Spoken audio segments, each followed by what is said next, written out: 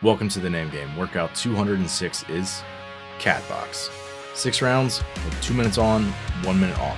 You'll start with 1 rope climb from seated to 12 feet, then 2 rope climbs, then 3 hand release box get overs to 40 inches for males and females, and then 4 Burpee Box Get Overs.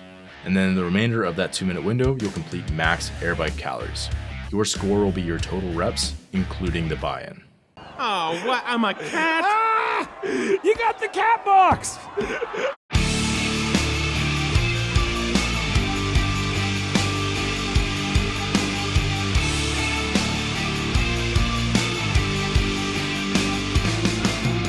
Forging elite health, 1 Achilles at a time. And we're off.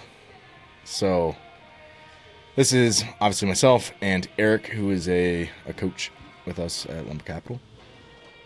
This is going to be a camp workout. So 12-foot ropes inside. The first one's going to be performed from seated on the floor.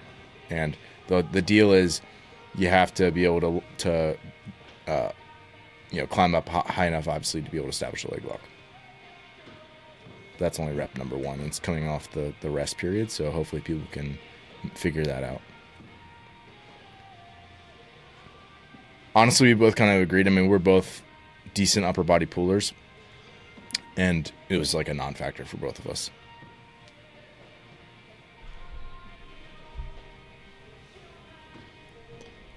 Is this, I'm trying to, Ben, is this going to end up being about a 1-to-1 here, work to rest?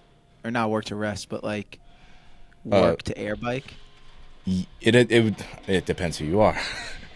Well, I mean, for us, you specifically, it was. yeah. So the first round here, we did actually, I think it might have been the first 2 rounds we did, or maybe 3, maybe just 2. Nobody knows. We did an extra Burpee Box Get Over. So I think that the last couple rounds we were like on by right around the minute mark. Okay. Again, we were both moving pretty good, but I think for a lot of the guys, especially, like the gymnastics isn't that much. It's not that challenging, and the box is not enough where you really have to respect it much. So it's just kind of like managing your pace on the bike for the guys. I think for the girls, it'll be a little bit of a different workout, especially those who have to manage their grip and pulling fatigue a bit more. They can't be as disrespectful to the box, probably. That's right. Disrespect that box.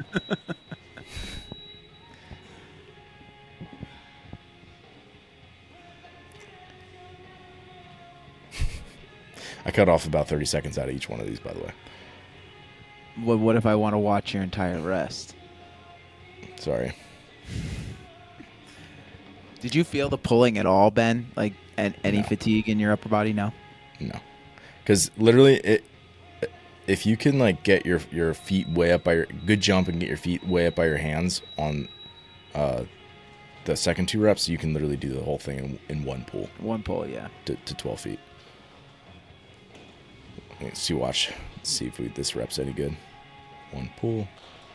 That baby pull, Ben. You gotta get it up. You gotta get up there, bro. That one was a little better. There you go. Don't worry, we have new ropes now for the gym, so we won't make a mess on the floor. Oh yeah, those I was like literally inhaling messy. like the fibers of the rope. It was awful. Also, is there anything worse as a gym owner than finishing nothing rope worse. climb day and you're like just like what is this? Why did you guys do this? But it happens every time. Especially if it's in like summertime, because then the fans blow it all over the gym and it's everywhere. Yes, it's the worst. Yeah, we were to the point where I was like, I'm not programming any more rope climb workouts for class until we get new ones. So I'm just not going to do it. So that was like right at the 4-minute mark here that we jumped on. Okay. How many calories on the bike are you getting on average? I have a photo of it. I think I can throw at the end. I think it was like 17 to 20 maybe. Mainly 17 is like the last one, like 20. I think Eric was like he was pretty close to me. He went 15 to 17. Sorry if I got that wrong. This is a workout. If you're a bigger athlete, you can just like really crush the score here. Well, yeah, you could take you could almost just kind of be methodical on the buy-in portion, and then really open up the bike to 90 RPMs, and then just kind of cruise the rest of the time, and you'll get a very similar calorie count to somebody who takes the approach that we are here, move through fast through the buy-in, and sort of just be more at a moderate pace for the full minute almost. Yeah. Well, even to the effect of the rope climb volume, if you're a bigger athlete and pretty fit, it's not a lot, and it's 12 feet. So like you said, you can easily, if you're 6 foot, one pull is an afterthought. And then the height of the box is a non-issue too. So yeah, if you can move smooth enough or quick enough without spiking your heart rate in the first portion, then you just can hammer the bike on the back half. Because guys like that, it's there's some guys you watch them just they're slaughtering the bike, and it's how are you nearly recovered in a minute? The pace you held, I'd be on the floor. We did a 25 cal bike challenge because one of the strength coaches here does Friday competitions with the teams during their off season. So the volleyball team, yeah, it's actually kind of fun to see the crazy shit he comes up with. But they did a 25 cal bike challenge a few weeks ago. One of the girls, she got 25 cals in 26 seconds. Oh my! Which gosh. For someone who's volleyball for someone that can be who's never explosive. touched the Echo bike, it is crazy. She's to think probably about. 6'2" though. She's a beast. Yeah, first time front squatting I think was 185 pounds. First time ever squatting with a barbell. Wow. And it took 10 seconds to lower to the floor because she was so tall. Yeah. Day, it's probably hilarious seeing you stand next to some of those athletes. Oh man, it's so funny. The only team that I'm all right, I feel I could look everyone in their eyes without having to look up is gymnastics. I was going to say equestrian. Yeah, you're probably taller than most of them. Actually, a lot of the gymnasts, yeah. So I'm probably 2-3 RPMs over 10-minute pace here, which is hard but repeatable. Yeah.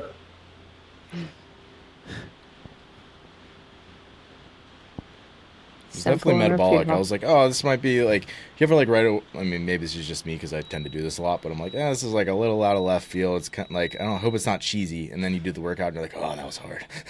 This is one of those workouts. I don't know that I've ever met a workout that ended with max anything on a piece of cardio equipment that I've walked out that wasn't bad. Because anything on the bike, the rower, the ski, it's a lot of your limiter, if you've been doing CrossFit for longer than 30 seconds, is just your fitness and your desire. You know what I mean? Desire. Yeah. All right, take a look at this seated. So it was I probably didn't even need 4 pulls of the legless rope climb technique to get up high enough where you can get your feet underneath you. So, I mean, it's just not that much. Yeah. Which, again, for people who are maybe worried about it or they're I don't know, it's a new movement. Again, you're coming off the rest period and think of it as 4, maybe 5 pulls of that legless rope climb kind of technique to get up to the height that you need to. And then it's just 2 short rope climbs from there. Yeah.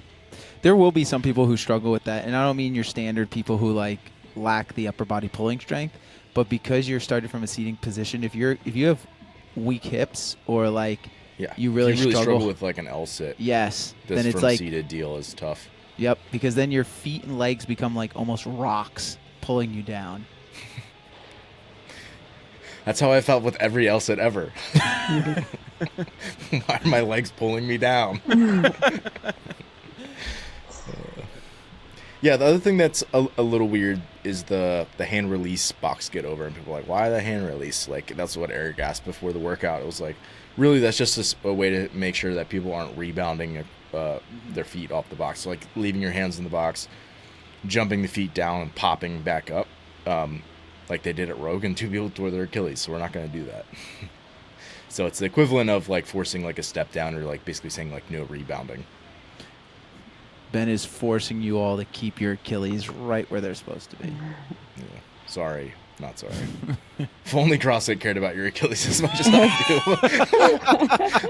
The time has really told that they just don't give a rip about anybody's health. No. That Achilles, Forging that elite Achilles health, can one go. Achilles at a time.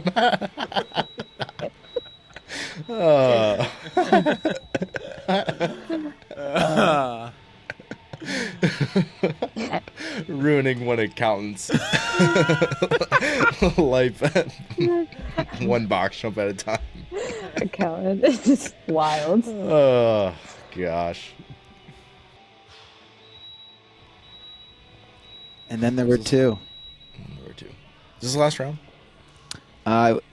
Six. No, you got one more. We should go to 18 minutes, no? Yeah. 6 rounds, 3 minutes Yes. a round. See how quick I Second am at last that round. math, bro? Yeah.